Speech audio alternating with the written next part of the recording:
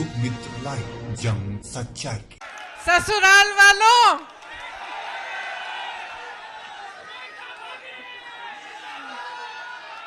यहाँ आकर बहुत खुशी हुई है और आज इस भारत जोड़ो न्याय यात्रा में भाग लेते हुए मुझे बहुत बहुत खुशी हो रही है, खास तौर से क्योंकि आज इस यात्रा में पहली बार मैं अपने ससुराल वालों के साथ आई हूँ।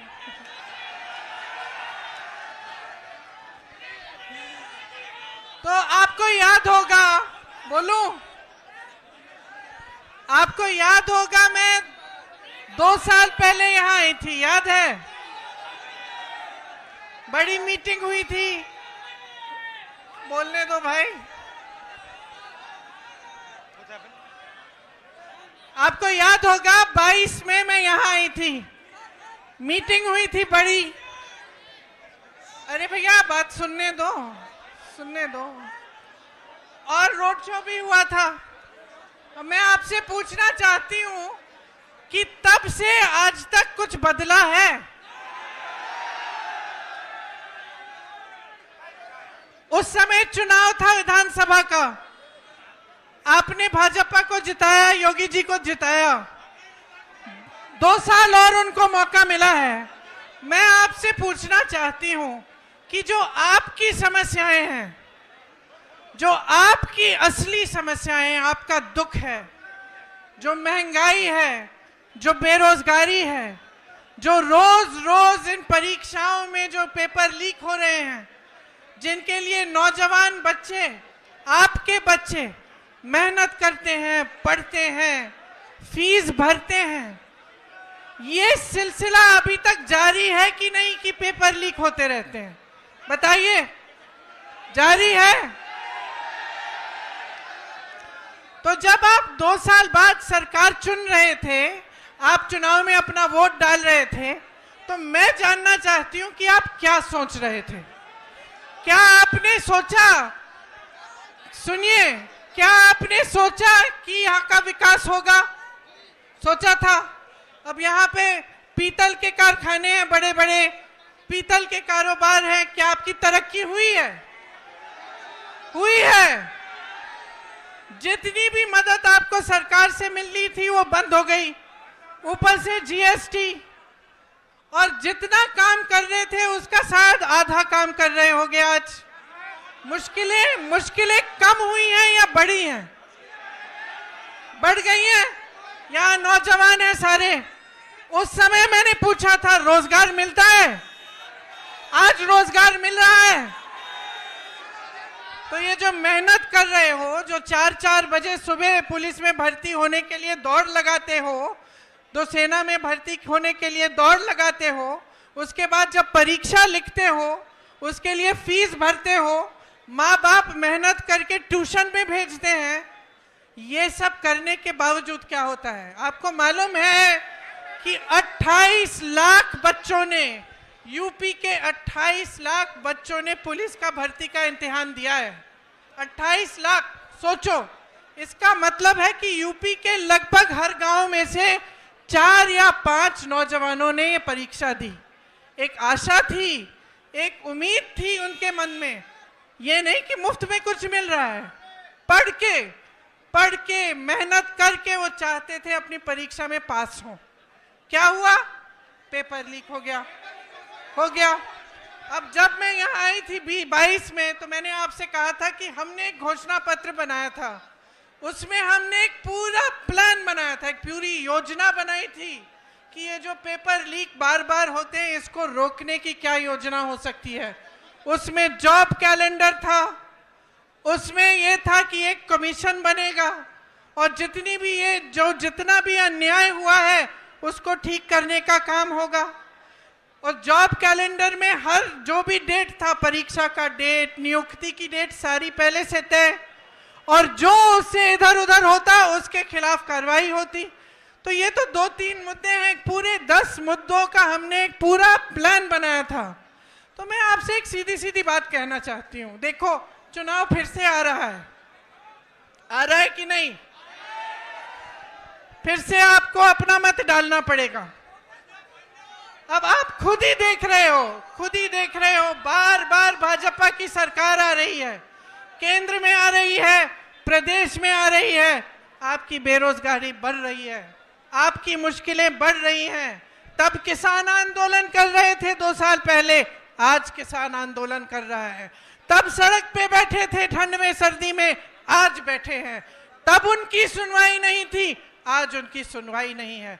और इसी तरह से आप सोचिए, जब जब बुलडोजर चलता है इनका, तो किसके घरों पे चलता है? किसके घरों पे चलता है? जोर से बोलो। जिसने 6 किसानों को अपनी जीप के नीचे कुचला, उसके घर पे क्या बुलडोजर चला? जिसने महिलाओं के साथ अत्याचार किया, उसके घर पे बुलडोजर चला? जो ये पेपर लीक के घोटालों से पैसे खाए जा रहा है, उन लोगों के जिन्होंने पैसे खाए हैं, जो बार बार ये घोटाला करते हैं, बार बार लीक कराते हैं, उनके घरों में बुलडोजर चला? नहीं चला ना। सोचिए, ये सब बहुत बड़ी बड़ी बातें हैं दिखावे के लिए। ये जितने बड़े बड़े इश्तिहार आपको दिखते हैं, जिसमें आपको दिख रहा है कि बहुत तरक्की हो रही है, जब तक आपकी तरक्की नहीं होगी, जब तक आपको रोजगार नहीं मिलेगा, जब तक आपके पेपर लीक बंद नहीं होंगे, तब तक आपकी तरक्की नहीं हो सकती है।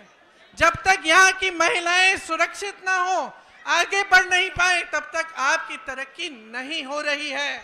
तो मैं सिर्फ आपको, मैंने उस समय भी बोला और अभी भी बोल रही हूं, अपने अनुभव को देखो, अपने अनुभव को देखो कि भाई 5 सालों में, 10 सालों में मिला क्या है?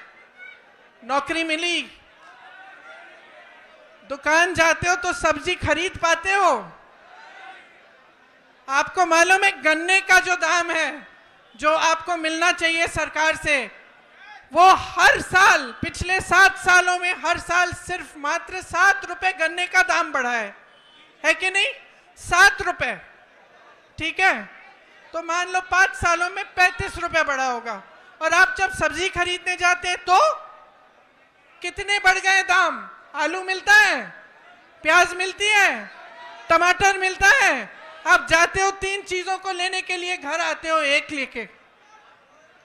तो भाई देखो, जब तक आपको खुद समझ में नहीं आएगा, जब तक आप अपने अनुभव पर नहीं उतरोगे, तब तक कुछ नहीं बदलने वाला। हम चीखते चिल्लाते जाएंगे, कुछ नहीं बदलेगा। बदलाव तब आएगा जब आप अपनी परिस्थितियों को समझकर अपना वोट डालोगे, जब आप सवाल उठाओगे सरकार से कि मुझे सब्जी क्यों नहीं मिल रही है, इतनी महंगाई क्यों है, मेरा बच्चा पढ़ता है, मेहनत करता है, उसको नौकरी क्यों नहीं मिल रही है। जब तक ये सवाल आप नहीं उठाएंगे, जब तक इन परिस्थितियों को देखते हुए आप अपना वोट नहीं डालेंगे, तब तक आप इसी खाई में डूबे रहोगे। इसीलिए मैं आपसे कहना चाहती हूं, इस खाई में से निकलो। जब वोट डालने जाते हो, सोच समझ के अपना वोट दो। कांग्रेस पार्टी के पास योजनाएं हैं, करके दिखाया है, और आप सब अपने ही अनुभव से ये चीज समझते हैं। तो आज आपके बीच आकर मैं सिर्फ इतना कहूंगी कि जो भी वोट आप डालने जा रहे हो, बड़ी बड़ी बातों पे मत डालो, जो ऊपरी दिखावा है उस पे मत डालो।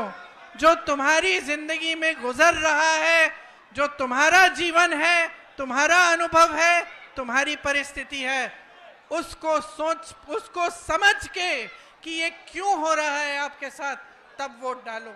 ये न्याय यात्रा है।